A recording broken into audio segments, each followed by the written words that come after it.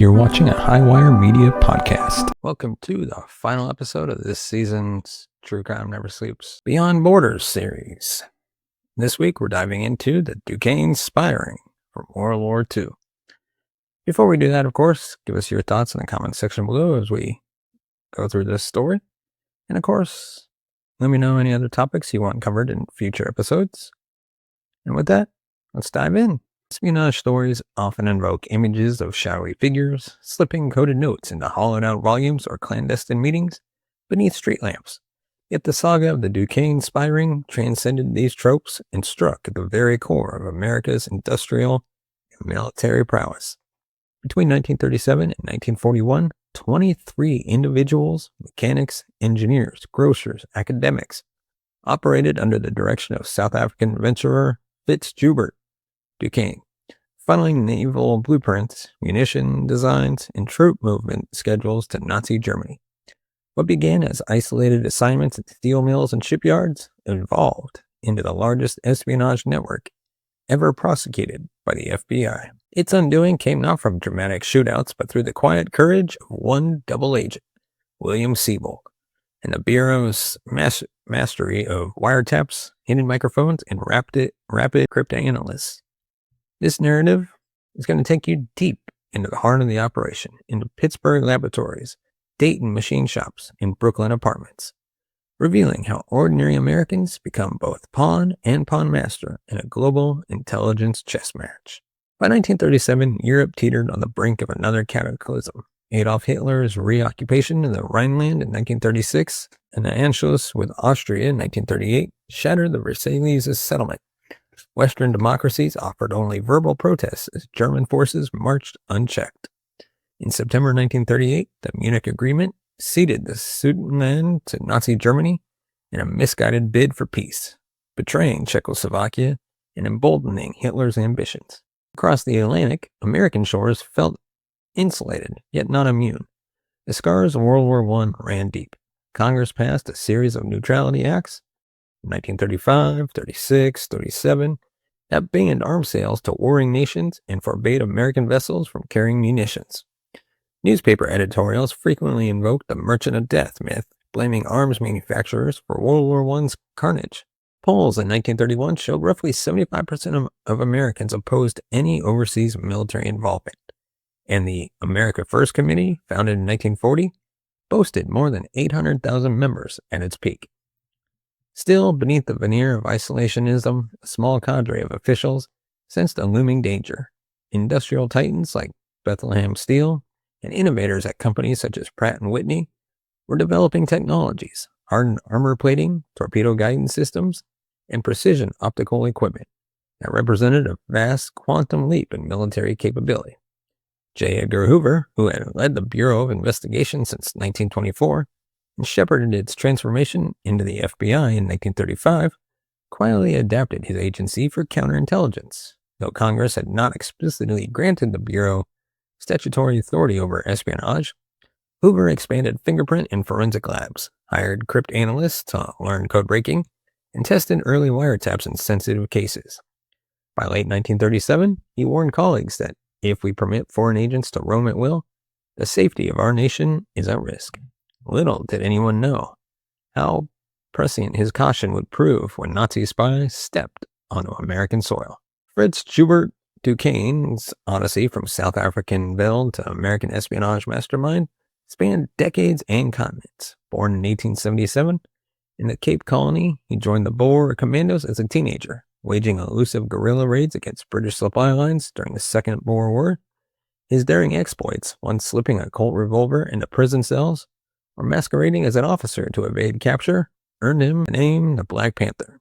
Captured in 1901, he allegedly escaped a British prison camp by donning a guard's uniform and strolling past sentries before realizing he wore the wrong rank insignia. After the war, Duquesne drifted through Europe as a war correspondent, charming salons in Paris with stories of hunting lions in the Kalahari and matching wits with colonial governors. He then arrived in New York around 1909, where he dabbled in diamond smuggling and lectured on big game hunting at universities.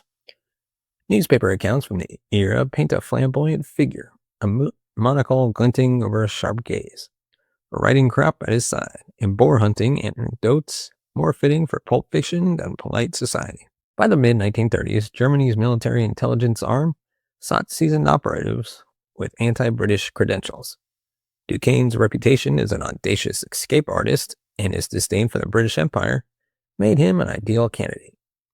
Under the codename Dunningen, he traveled to Berlin for tradecraft training, where he received microfilm cameras disguised as fountain pens, instructions on encrypted shortwave radio transmission, and kits for hollowing out everyday objects, from toothpaste tubes to fountain pens, to conceal miniature documents. Germany's goal was simple: steal America's cutting-edge military secrets and feed them to Axis planners. Duquesne returned to the U.S. in late 1936, his memoirs and polished demeanor making him a persuasive recruiter for the network he would build over the next 5 years. Duquesne's network was less a centralized cell than a constellation of regional nodes, each operated by individuals whose legitimate roles masked illicit activities. In Dayton, Ohio, machinist Herman Lang spent daylight hours assembling cash registers at the National Cash Register Company. Undercover at night, though, he used to smuggle Leica to photograph the Norden bomb site's gyroscopic stabilizers and optical lenses. Lang understood that the Norden's unprecedented accuracy could decisively influence bombing campaigns. His clandestine photographs, captured on microfilm, disguised as business pen ink cartridges, were rolled into hollowed coffee cans labeled day-old grounds and shipped to Duquesne's safe houses. Over in Buffalo, New York, Paul Altendorf, an engineer at the American Radiator Company, kept meticulous notes on furnace casting processes and welding techniques. His black and white photographs of burner assemblies allowed Germany to replicate American steel alloys more efficiently. In Brooklyn's bustling Navy Yard, dock worker Frederick Mann risked his life snapping pictures of troop transport, registry numbers, and departure schedules, then concealed the film in sausage-style cans for transatlantic shipment. Pittsburgh steel mills, key to naval armor and artillery production, also fell prey. Walter E. Schultz, a lab assistant at Allegheny Furnace, volunteered for extra shifts, mixing experimental alloy. He recorded chromium and nickel ratios in notebook pages later smuggled via encrypted postcards. 2 small vials of alloy powder, once reverse engineered in Berlin, informed Nazi shipbuilders of America's armor's composition. In Chicago, grocery store owner Ernest K. Kurowski converted his back room into a courier hub. Beneath false floorboards, he stored microfilm reels and coded correspondence. Couriers, posing as produce delivery men, swapped boxes that quietly exchanged Nazi agent pseudonyms and clandestine instructions. And in Cambridge and Boston, Edsel Vic Hall masqueraded as a graduate student, translating German technical journals for university professors who never suspected he annotated diagrams of torpedo tube loading mechanisms for Duquesne's benefit. Though none of these operatives ever met Duquesne face-to-face, each contribution, microfilm, photography, alloy samples, wove into a broader tapestry of betrayal. Their shared philosophy was simple, but chilling. Anonymity is espionage's greatest asset. No spy network remains intact under internal betrayal. In late 1940, William Sebold, a naturalized American and former letter carrier, received an unexpected invitation. Acting on Duquesne's order, WWII contacts approached him near his Brooklyn route, offering lucrative pay to serve as a liaison for Nazi agents. Instead of complying, Sebold took the unprecedented step of contacting the FBI. Hoover seized the opportunity. Sebold would become a double agent tramp, luring the ring into deeper disclosures under FBI surveillance. Sebold's unremarkable 2-bedroom apartment in Brooklyn Heights was transformed into a monitored trap. Technicians installed concealed microphones behind picture frames, while wiretaps traced calls to WWII offices in Lisbon. Cameras in adjacent rooms silently captured package exchanges. Sebold maintained every pretense of cooperation, pouring coffee, offering secret handshake greetings, learning encryption routines, while secretly cataloging dates, times, and participants. Over several months, dozens of ring members passed through confident in Sebold's loyalty. They discussed everything from the precise tolerances of propeller shafts to the timing schedules of shortwave broadcasts. When couriers delivered hollow diamonds containing microfilm, Sebold logged serial numbers and packaging details. With each entry in his meticulously kept diary, the FBI's dossier grew more irrefutable. The Duquesne operation represented a watershed in American counterintelligence. Before then, the FBI's forte lay in fingerprinting and bank robber manhunts. Now, under Hoover's direction, the Bureau mastered electronic eavesdropping. Agents obtained court orders to intercept phone lines linked to suspects in New York, Chicago, and Los Angeles. Staff planted parabolic microphones outside suspect windows, an early ancestor of modern shotgun mics, capturing whispered conversations through closed doors. Undercover operatives posed as pro-German businessmen at seedy taverns, noting clandestine rendezvous under the pretense of model railroad clubs. Inside FBI headquarters, a fledgling cryptanalysis team wrestled with substitution ciphers. Using punch card machines adapted from the U.S. Census Bureau, they automated frequency analysis that human codebreakers had once executed laboriously. Within hours, encrypted postcards and radio intercepts yielded call sign tables and rendezvous instructions. The lab's photographic specialists then enlarged microfilm images on the light tables, allowing naval engineers to verify that the schematics matched active destroyer hulls and bomb fuse specifications.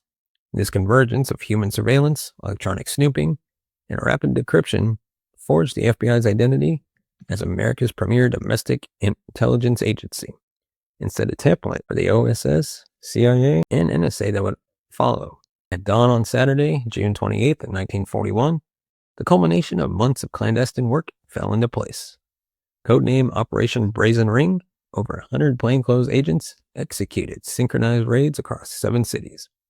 In Brooklyn Heights, teams quietly surrounded Sebold's apartment, hauling away hollowed coffee cans and encrypted letter pads. In Pittsburgh, agents descended on Allegheny furnace labs, confiscating alloy vials and annotated chemistry notebooks. Chicago operatives encircled Kurowski's grocery, prying up false floor panels to seize microfilm spools. In Boston, federal marshals arrested Hall as he tucked cipher keys into his backpack. From LA shipping yards to San Francisco radio shacks, every location linked by wiretap or informant was neutralized within a 2-hour window. FBI forensic squads documented each site meticulously, photographing seized blueprints, cataloging shortwave radio components, and logging coded postcards. Couriers driving coded route cars were halted on the highway, their glove boxes containing call sign sheets and transmission timetables. By dusk, all 23 conspirators were in custody. Homes and businesses were sealed pending further search. The operation's flawless coordination stunned both Nazi intelligence and isolationist skeptics in the U.S., proving Hoover's vision. A single agency, armed with tradecraft and tenacity, could dismantle a nationwide spy ring in one decisive stroke. Rather than announce the breakup immediately, the Justice Department pursued a covert strategy. On July 8, 1941, a grand jury in Pittsburgh returned a sealed indictment against all 23 defendants, charging them with conspiracy to commit espionage and transmit defense information to a foreign power. The gag order prevented the accused from learning specifics, arresting them in ignorance of the full charges, thwarting any coordinated legal defense or destruction of evidence. Publicly, German diplomats in Washington condemned the indictments as a smear campaign against loyal German Americans. Privately, prosecutors continued to refine their case, organizing wiretap transcripts, verifying microfilm images with Navy draftsmen, and preparing expert testimony. Prosecutors drafted witness lists that included William Sebold, whose immunity agreement allowed him to testify without fear of prosecution. They coordinated with War Department cryptanalysts to explain code-breaking techniques and with naval engineers to confirm the schematics' military significance. When the trial began in October, the prosecution planned a multimedia assault. Audio playback of live surveillance tapes, film strip projections of stolen blueprints, and live demonstrations of hollow ring microfilm exchanges. By keeping the indictment sealed until all evidence was in place, the DOJ ensured the trial would unfold under maximum surprise and impact. On October 27, 1941, the grand courtroom of the U.S. District Court for the Western District of Pennsylvania brimmed with spectators, journalists, and military observers. Judge Guy K. Bard, a jurist noted for his measured temperament, presided over the proceedings.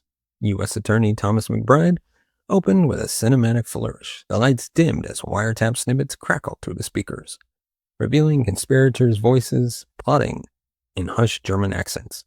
The jury examined tiny glass vials containing microfilm, rivet patterns, and torpedo outlines, now illuminated under bright lights like museum artifacts. William Sebold took the stand in plain clothes, catalog in hand. His calm demeanor belied the high stakes, recounting secret meetings at a Brooklyn hotel, noting Duquesne's clipped German accent, and describing the precise mechanics of microfilm concealed in a hollow diamond ring. Defense lawyers sought to undermine his credibility, alleging entrapment and prosecutorial overreach. They argued the FBI had coaxed innocents into espionage under false pretenses and cited ambiguous Fourth Amendment grounds regarding wiretaps. The prosecution countered with Navy and War Department experts, who testified that the bomb site images were exact matches to top-secret designs, and that German-engineered armor plates bore the fingerprints of stolen alloy formulas. A retired naval officer identified destroyer hull cross-section from the microfilm slides, declaring them confidential to the last decimal. Legal scholars later allotted this admissibility ruling as foundational for modern electronic evidence law. Closing arguments on November 17th emphasized national security. These men betrayed their nation for a foreign flag, McBride implored. 3 days later, on November 20th, 1941, the jury returned unanimous guilty verdicts on all counts, conspiracy to commit espionage and related offenses. The spectacular collapse of the Duquesne Spy Ring reshaped America's intelligence landscape. Congress, long cautious about empowering domestic surveillance, recognized the necessity of a centralized counter-espionage authority. In 1942, the FBI's counterintelligence jurisdiction was codified under new legislation, explicitly granting Hoover's Bureau the power to investigate foreign agent activities on American soil. Meanwhile, the successful tradecraft, electronic eavesdropping, undercover infiltration, rapid cryptanalysis became standard FBI fare. The Bureau shared these techniques with the Office of Strategic Services, OSS, established in June 1942 under William Donovan, America's first true foreign intelligence agency. Post-war, those lessons informed the creation of the CIA in 1947 and the National Security Agency in 1952, whose global electronic surveillance mission echoed the Duquesne-era innovations. Public awareness, once skeptical of overseas threats, shifted towards vigilance. Newspapers that had once championed neutrality now ran exposés on foreign espionage plots. More than 80 years later, the Duquesne Spy Ring continues to offer vital lessons for organizations and nations grappling with espionage's evolving fare. First, insider threats remain among the most pernicious risks. Ideology, coercion, or financial greed can transform trusted employees into saboteurs. Modern mitigation strategies, continuous background checks, behavioral analytics, anonymous reporting hotlines, and ethics training mirror the compensated controls pioneered in Roosevelt's era. Second, human intelligence retains its irreplaceable value even amid drones, satellites, and cyber surveillance. William Sebold's role as tramp outperformed terabytes of intercepted data. Embedding well-placed informants and cultivating double agents continue to yield insights no algorithm can replicate. Third, legal foundations matter. The admissibility of wiretap transcripts, preserved chain of custody for digital evidence, and forensic rigor in handling encrypted files echo the standards set by the Duquesne prosecutions. Courts now expect authentication of digital metadata and cryptographic audit trails, just as they once demanded microfilm chain of custody and warrant documentation. Finally, public awareness and political will are crucial, just as the public revelations of Nazi spies galvanized Congress to strengthen the FBI and create the OSS. Modern disclosures of state-sponsored cyber intrusions, SolarWinds, Colonial Pipeline, have spurred legislative action from enhanced cybersecurity standards and critical infrastructure to the formation of agencies like the Cybersecurity and Infrastructure Security Agency. Even behind bars, Fritz Duquesne remained a storyteller. In letters smuggled out of Lewisburg Penitentiary, he mused on the irony of trading diamond smuggling for state-sanctioned confinement. joking that his audiences in Berlin had paid better but carried higher risks. His correspondence with the New York memoirist, reviewed by the FBI after his release, recounts his Boer War escapades with undiminished flair. Though tempered by wistful regret at lost freedom, Duquesne attempted several escape plots. In one plan, he reputedly convoked inmates to fashion a toolkit from mess hall utensils, only to have it foiled by an attentive guard. Paroled in 1954 due to age and poor health, he spent his final decade in New York City, regaling neighborhood friends with embellished tales of espionage, always under the watchful eye of federal parole officers.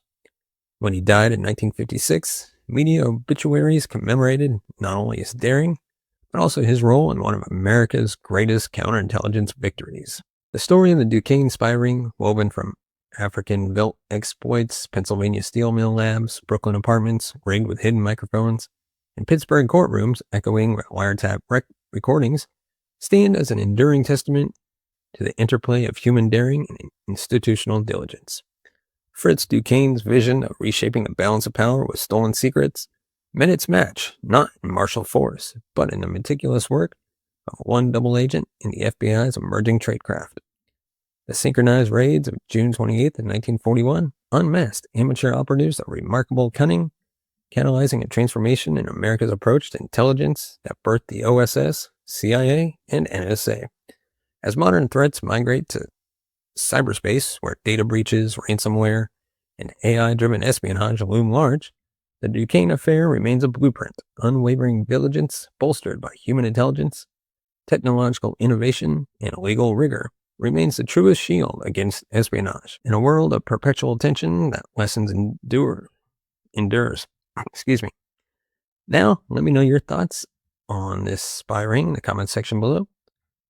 Do you think we're going to see any more major spy rings in the United States, or do you think that method is kind of come and gone? But before we do that, if you want to support the channel, you can buy us a coffee at buymeacoffee.com/TCNS. As always, your support helps the channel grow, upgrade our equipment, bring new hosts, be able to pay them. And of course, before we go, we'd like to thank our sponsor, NordVPN. Hey friends, quick question. Ever felt like your internet habits are being watched? Whether you're streaming the latest true crime doc, banking online, or doom scrolling through Twitter, there's always someone peeking over your shoulder. And that's where NordVPN comes in. NordVPN is like a secret tunnel for all your online traffic. It uses military-grade encryption to scramble your data, so nobody, literally nobody, can see what you're up to. Think of it as a 24/7 bodyguard for your online life. With a strict no-logs policy, NordVPN doesn't track or record your activity. Your browsing history stays 100% yours. Nobody wants a laggy VPN. Nord's VPN gives you blazing fast connections, even on busy servers. With over 5,900 servers in 60-plus countries, so you can unlock geo-restricted content anywhere. Want US Netflix in France? No problem. And here's my favorite part. Setting it up takes less time than browsing the internet.